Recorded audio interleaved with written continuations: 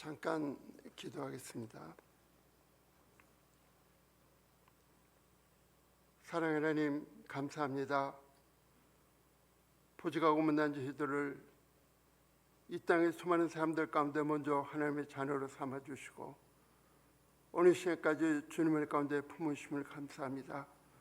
오늘도 부족하고 허울 많은 이 죄인이 주님의 단에 섰습니다.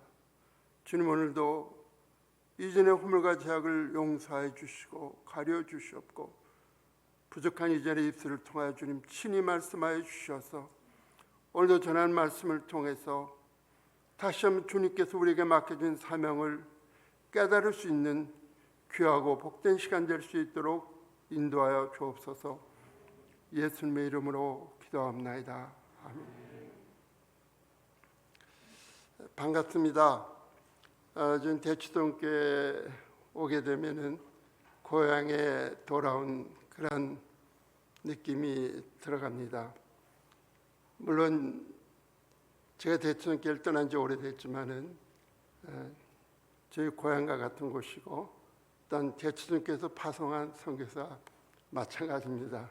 지금까지 물심양면으로 후원해 주신 우리 교우분들께 진심으로 다시 한번 감사를 드립니다.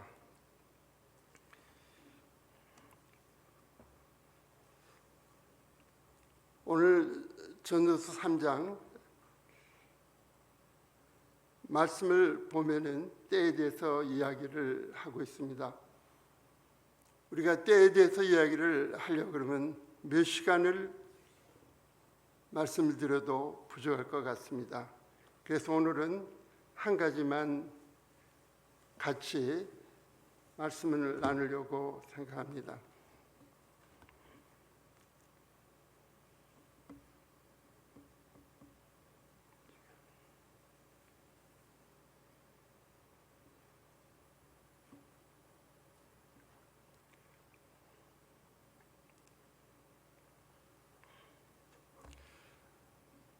세상의 모든 일에는 때가 있습니다. 그 때를 놓치게 되면 후회하게 되고 때로는 다시 그 때를 저희가 만날 수가 없는 경우가 너무도 많이 있습니다. 지금은 어떤 때라고 생각하십니까? 우리는 때를 분별하는 지혜가 필요하다고 생각합니다. 우리 크리스천들에게 가장 중요한 때는 어느 때일까요? 많은 사람들이 지금은 말세라고 말합니다. 여러분, 주님이 50년 후에 반드시 오신다면, 아니 100% 확실하게 50년 후에 오신다면 여러분들은 지금 어떻게 사시겠습니까? 세상에는 두 가지의 종말이 있습니다. 첫째는 세상의 종말이요, 둘째는 내 인생의 종말입니다. 세상의 종말과 내 인생의 종말은 조금도 다를 바가 없습니다. 죽은 사람에게는 시간의 개념이 없습니다. 내가 지금 죽으면 바로 주님 앞에 서는 것입니다. 살아서 세상의 종말을 맞이한 사람과 똑같이 주님의 심판대 앞에 저희는 서야 될 것입니다. 우리 교분들 중에 아시는 분은 아시지만 저는 12년 전에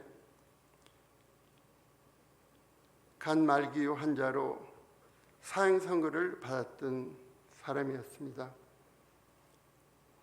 간 이식을 하지 않으면 생명을 유지할 수 없는 그러한 상황이었는데 주님이 감동을 주셔서 간 이식을 하지 않고 지금 10여 년간 간 때문에 단 한 번의 병원도 가본 적이 없고 검사도 한 적 없이 하나님의 은혜로 지금까지 주님 맡기신 사명을 감당하고 있습니다.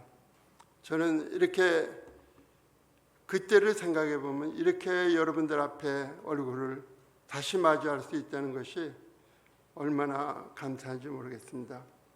저는 서울 아산병원에서 간에 관한 한 우리나라에서 최고인 의사의 손을 통해서 진단을 받고 그곳에서 간 이식을 할 계획이었습니다. 저는 중국에서 사회가던 중 호흡이 어렵고 하루를 넘기기가 어렵겠다는 생각이 들어서 산소호흡기를 옆에 놓고 귀국하였었습니다. 검사한 결과 식도 정맥이 여러 군데 터지려고 하고 있고 한 부분은 터져가지고 제 피의 3분의 2가 이미 빠져 3분의 1밖에 남지 않은 상태였습니다. 그렇기 때문에 호흡하기가 어렵고 걷기도 힘들고 아무것도 할 수 없는 그런 상태가 됐었습니다. 그래서 응급조치로 터진 부분을 우선 봉합을 해서 피가 더 이상 나오지 않게 해야 되기 때문에 그 수술을 하고 2주 후에 간 이식 수술을 하도록 돼 있었는데 집에 가서 하루 지났는데 속이 막 메스껍고 이상하더라고요. 그래서 병원을 쫓아갔는데 병원에 가서 휠체어에 앉자마자 파열이 돼가지고 피가 나오는데 코로 입으로 그냥 폭포수같이 쏟아져 나오더라고요. 순식간에 그냥 한 대가 피가 찰 정도로 온몸에 있는 피가 나오고 그러면서 이제 간 환자들의 마지막에 일어나는 현상인데 간성 혼수가 생겨서 정신도 제정신이 되지 못하고 그런 상태였습니다. 그래서 터진 부분을 우회해서 혈액이 순환되도록 우회하는 수술을 해야 되는데 굉장히 난이도가 높은 수술이었던 것 같습니다. 다시 각서를 쓰게 하고 죽어도 좋다는 각서를 쓰고 그리고 수술에 들어갔는데 한참 수술을 하는데 그거는 너무 이제 민감한 수술이기 때문에 그 마취를 못하고 수술을 했어요. 그래서 의사하고 같이 대화하면서 의사가 호흡을 멈추세요. 그러면 호흡을 멈추면 그때 또 조금 움직이고 그다음에 호흡하세요 하면 호흡하고 이러면서 같이 호흡을 맞추면서 수술해야 되기 때문에 마취를 하지를 않고 수술을 했습니다. 그 연결할 부분을 찾느라고 막 여기저기를 찔러대는데 얼마나 고통스러운지 몰라요. 근데 한참 하다가 의사가 포기하고 그냥 주저앉더라고요. 그러면서 도저히 못 찾겠다고 그리고 주저앉는 거예요. 그러면 거기서 제 생애는 끝나는 거죠. 아, 이렇게 주님 앞에 가야 되는구나. 이런 생각을 하니까 사도 바울이 고백했던 디모데후서 4장 6절에서 8절 말씀이 생각이 나더라고요. 전자와 같이 내가 벌써 부어지고 나의 떠날 시각이 가까웠도다. 나는 선한 싸움을 싸우고 나의 달려갈 길을 마치고 믿음을 지켰으니 이제부로는 나를 위하여 의의 멸관이 예배되었으므로 주 곧 의로우신 재판장이 그날에 내게 주실 것이며 내게만 아니라 주의 나타나심을 삼하는 모든 자에게 도니라 라고 고백했던 그 고백이 얼마나 부러운지 모릅니다. 바울은 주님이 부활하시면서 우리에게 부탁하신 복음 전하는 사명을 위해서 말할 수 없는 많은 어려움과 시련을 겪은 것을 여러분들 잘 아실 겁니다. 고린도후서 11장 24절 27절에 보면은 유대인들에게 40에 하나 감한매를 5번 맞았으며 이게 40에 하나를 감하지 않으면 그때는 이제 죽게 되니까 죽지 않을 정도까지 때리는 거였어요. 금해를 5번 맞았으며 3번 태장으로 맞고 1번 돌로 맞고 3번 파선하고 일주일을 깊은 바다에서 지냈으며 여러 번 여행하면서 강의 위험과 강대 위험과 동족의 위험과 이방인의 위험과 신의 위험과 광야의 위험과 바다의 위험과 거짓 형제들의 위험을 당하고 또 수고하며 애쓰고 여러 번 자지 못하고 줄이며 목마르고 여러 번 굶고 춥고 헐벗었느라. 때로는 돌에 맞아서 죽은 줄 알고 들에 버려짐을 당했는데도 또다시 일어나서 복음을 들고 나가서 복음을 전했던 사도 바울이었기 때문에 그런 죽음을 앞두고 순교할 것을 생각하면서 그는 그런 고백을 했습니다. 내가 선한 싸움 싸우고 나의 달려갈 길을 다하고 내 믿음을 지켰다고 그런 고백을 할 수 있었던 것입니다.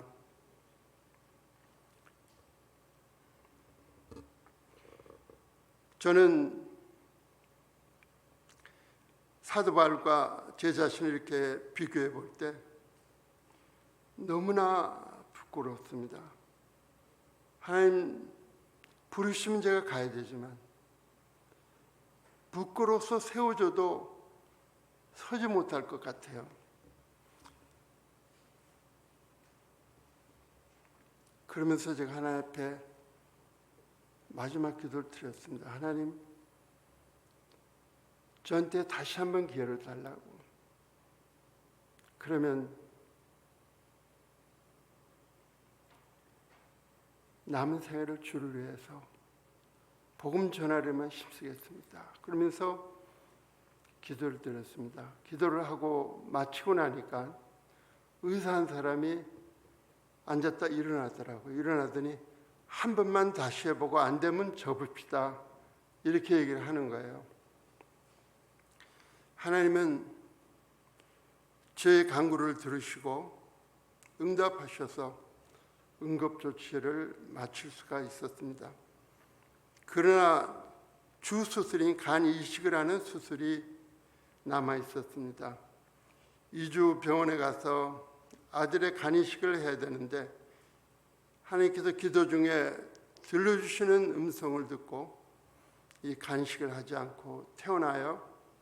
하나님의 은혜로 지금까지 10여 년이 넘는 동안 보통 우리 나이 되면 병원에 자주 다니고 그러는데 저 손가락 때문에 한 번 병원 간 거 외에는 단 한 번도 병원에 가지 않고 지금까지 하나님이 건강을 지켜주셔서 이렇게 기쁨으로 사역을 할 수 있게 되었습니다. 하나님의 은혜를 생각하면 너무나도 감사한 것밖에는 고백할 게 전혀 없습니다. 저는 그때같이 사도 바울을 부러워해 본 적이 없었던 것 같습니다. 그의 삶이 다한 것을 알고 순교당할 준비를 하는 바울의 고백, 너무나 귀한 고백이고 부러운 고백이었습니다. 내가 선한 싸움을 싸우고 나의 달려갈 길을 다하고 내 믿음을 지켰다고 고백한 바울과 저희 현재의 차이는 너무나 비교가 되지 않았습니다. 정말 부끄러워서 세워줘도 주님 앞에 설 수가 없을 것 같았어요.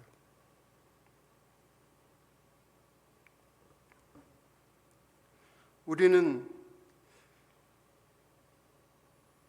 내일을 우리는 알지 못합니다. 매일 우리는 주님 맞을 준비를 하며 살아야 합니다. 그러므로 지금은 우리가 주님 앞에 서는 그때를 준비해야 되는 때입니다. 복음을 전한다는 것은 그리스도의 생명을 전하는 것입니다. 내가 생명이 없는데 죽은 자가 어떻게 생명을 전할 수가 있겠습니까? 주님의 생명이 곧 성령입니다. 주님이 내가서 보혜사 성령을 보내주신다고 약속하셨고 그 성령님이 이 시간 이곳에서 임재하시고 역사하십니다. 사도행전 1장 8절에 보면은 오직 성령이 너에게 임하시면 너희가 권능을 받고 예루살렘과 온 유대와 사마리아 땅끝까지 이르러 내 증인이 되리라 하시니라. 성령을 받은 자가 증인이 될 수 있다고 말씀하셨습니다. 그러게 우리는 성령 받기 위해 간구해야 됩니다. 성령 받기 위해서는 내가 완전히 죽어 없어지고 비어 있어야 성령이 우리 안에 오셔서 거하실 수가 있고 그분이 우리의 삶을 주관해서 인도해 줄 수가 있는 것입니다. 그래서 온전히 나를 부인해야 됩니다. 그래서 주님은 그런 말씀하셨죠. 너희 나를 따르고 내 자신을 부인하고 너희 멍해진 십자가를 지고 나를 따르라. 주님 말씀하셨습니다. 먼저 우리를 버려야 주님이 우리 안에 거하셔서 역사할 수 있는 것입니다. 그때 우리는 복음의 증인으로서의 사명을 감당할 수 있는 것입니다. 전남 신안군에 가면 많은 섬들로 이루어져 있습니다. 여러분도 잘 아시지만 섬 주변이나 어촌 주변에 가면 미신이 굉장히 심합니다. 하나님을 믿는 그 확률이 딴 데보다 굉장히 떨어집니다. 그런데 정도라는 신안군에 있는 그 섬은 크리스찬이 90%에 달한다고 합니다. 놀라운 일이지 않습니까? 오늘날 크리스찬 인구가 얼마입니까? 그런데 섬 지역인데 90%가 크리스찬이래요. 그 섬이 그렇게 복음화된 것은 문준경이라는 한 사람 때문이라고 합니다.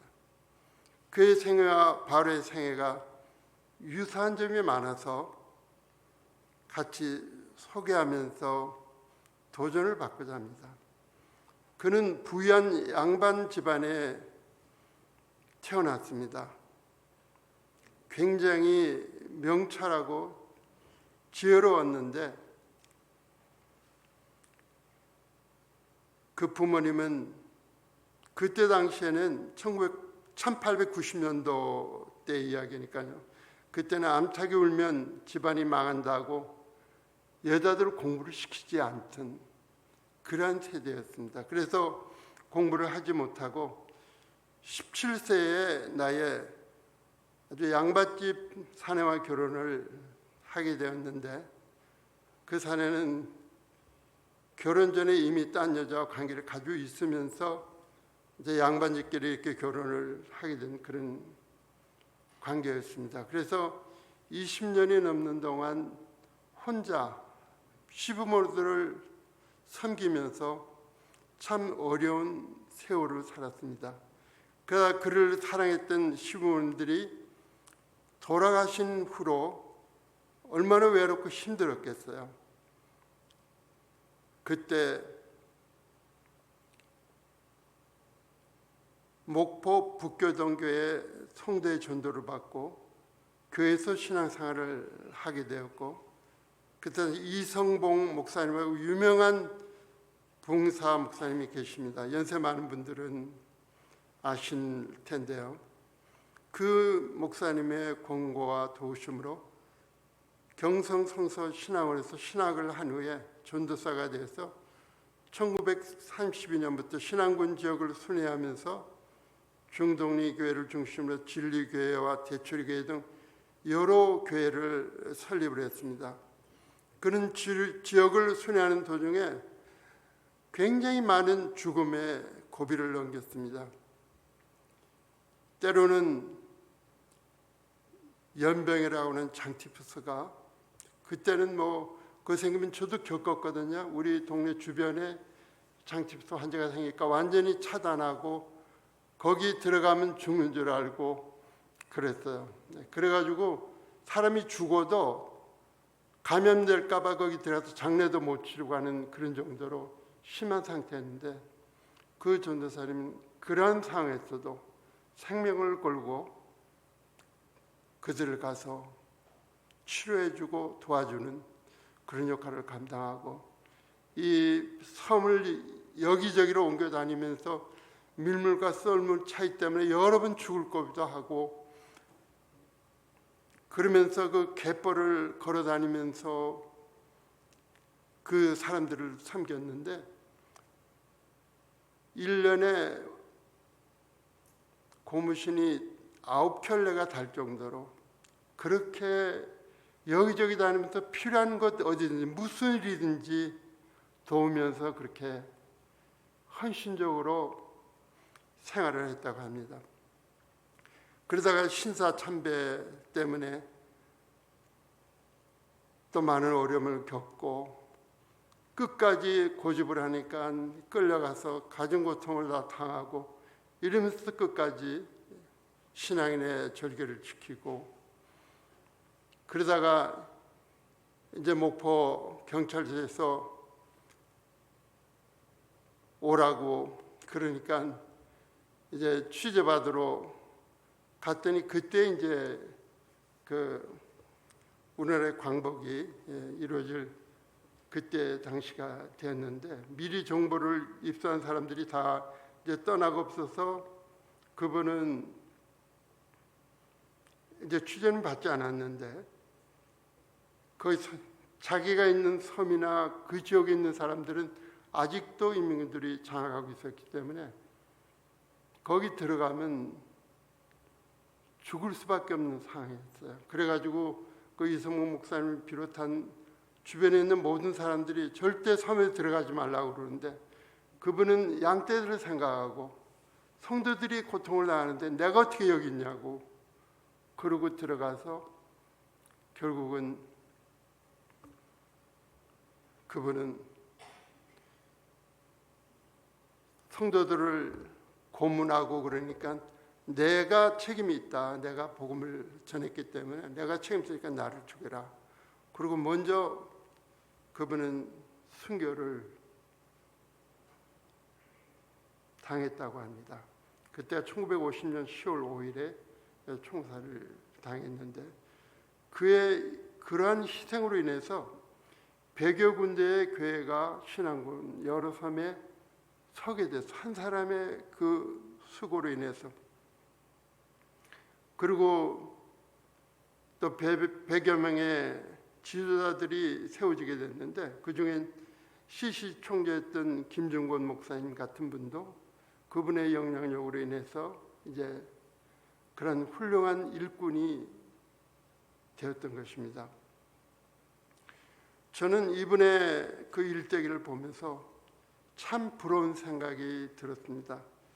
저도 어느 한 지역에 들어가서 그렇게 살고 싶은데 공산권의 선교지는 들어갈 수가 없는 거예요. 외국인이 들어가면 금방 경찰이 따라붙어요. 그래서 외국인이 들어가서 변두리에 가서는 도저히 복음을 전할 수가 없는 상황이기 때문에 참 마음은 원이지만 그럴 수가 없어서, 그래서 저희는 지금 하는 사역이 베트남의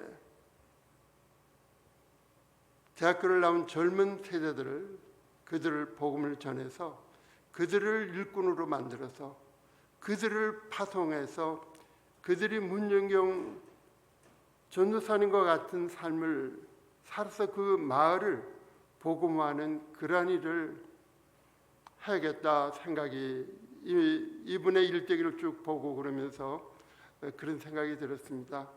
그러기 위해서는 먼저 저희들이 변해야 됩니다. 저희들이 문정경 전도사와 같은 사람이 되지 않으면 그런 제자를 양육할 수가 없는 거예요. 예전에는 그냥 말씀 듣고도 이렇게 믿고 이런 경우들이 많았겠지만 지금은 세대가 다릅니다. 젊은 세대들은 자기가 눈으로 보고 확신하지 않으면 믿지 않는 거예요. 그러니까 우리가 삶으로 보여주지 못하면 결코 그들이 믿지를 않습니다. 그래서 먼저 우리가 변화돼서 우리가 삶으로 그리스도의 사랑을 그들에게 나타내지 않으면 그들이 결코 믿을 수가 없는 거예요. 그런 일꾼을 키울 수가 없는 거예요. 그래서 지금까지도 많은 기도를 여러분들이 제대로 해주셨지만은 제대로 더 많은 기도를 해주시면 좋겠습니다. 그래서 정말 너는 그리스도의 편지라고 그러고 그리스도의 향기라고 그러지 않았습니까? 정말 그러한 삶을 우리가 살아낼 수 있도록 여러분이 많은 기도를 해주시면 좋겠습니다. 그러면 저희가 지금까지는 모이는 교회에 신경을 썼습니다. 그래서 영어 교회를 시작하면서 제가 영어 카페를 운영하고 학원을 운영하고 그러면서 만나는 학생들에게 복음을 전해서 이제 그들을 훈련시키고 양육하기 위해서 영어 교회를 만들었습니다. 현지인을 위한 영어 교회를 만들어서 교회를 하고 있는데 지금까지는 모이는 교회로서 역할을 했어요. 그래서 저는 이제 내년부터는 흩어지는 교회가 우리가 돼야 된다.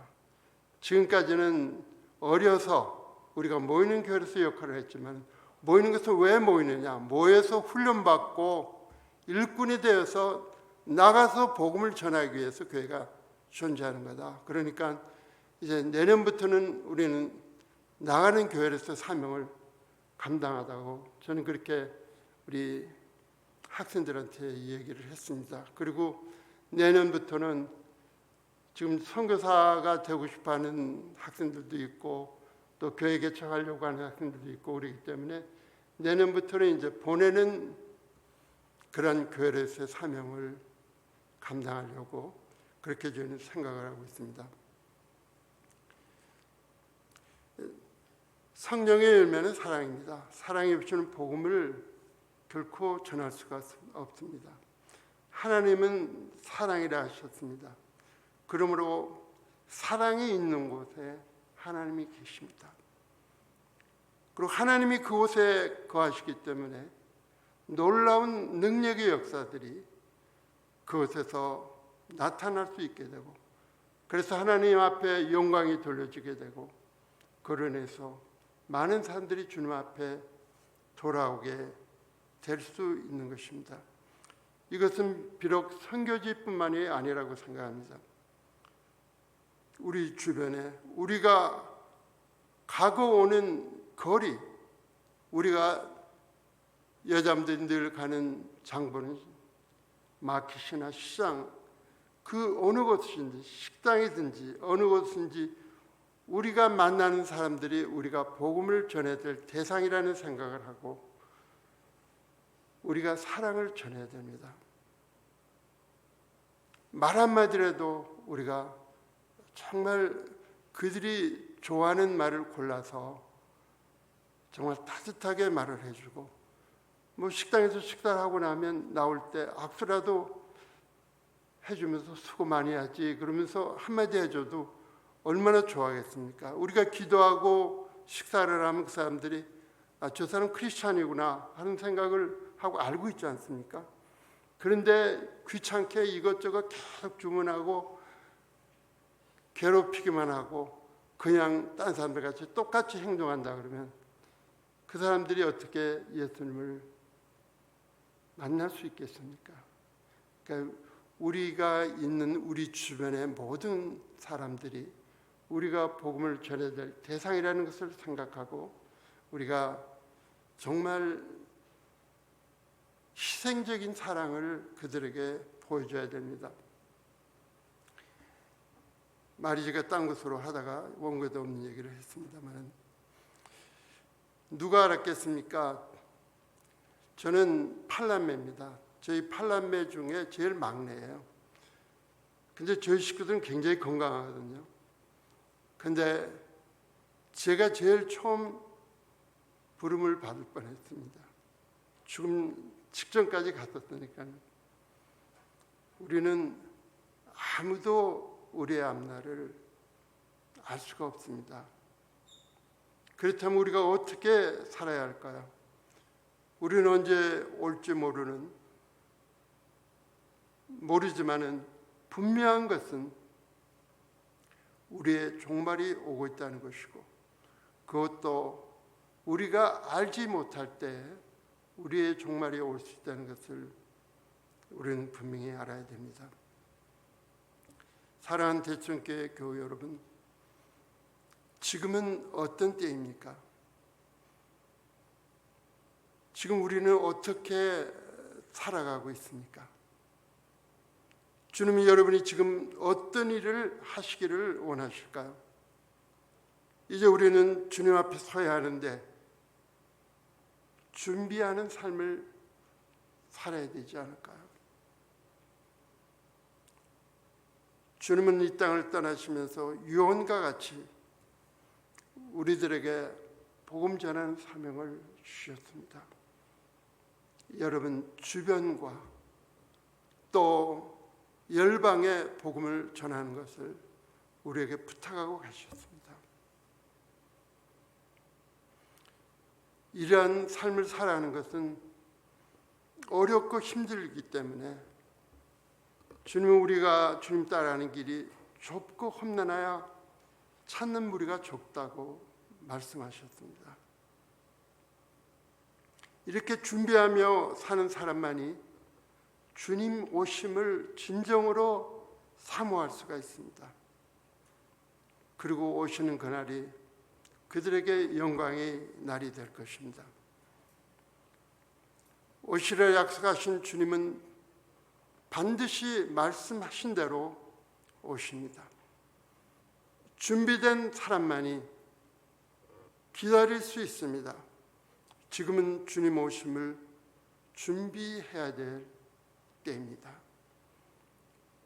신약을 마감하는 계시록 22장 20절 말씀을 보면 이것들을 증언하시는 이가 이르시되 내가 진실로 속히 오리라 하시거늘 아멘 주 예수여 오시옵소서 라고 고백할 수 있는 슬기로운 다소처녀와 같이 기름을 준비하는 자가 되어서 기쁨으로 달려가 주님을 맞이할 수 있는 우리 사랑하는 대천교회 교회 여러분들이 되시기를 주님의 이름으로 축원합니다.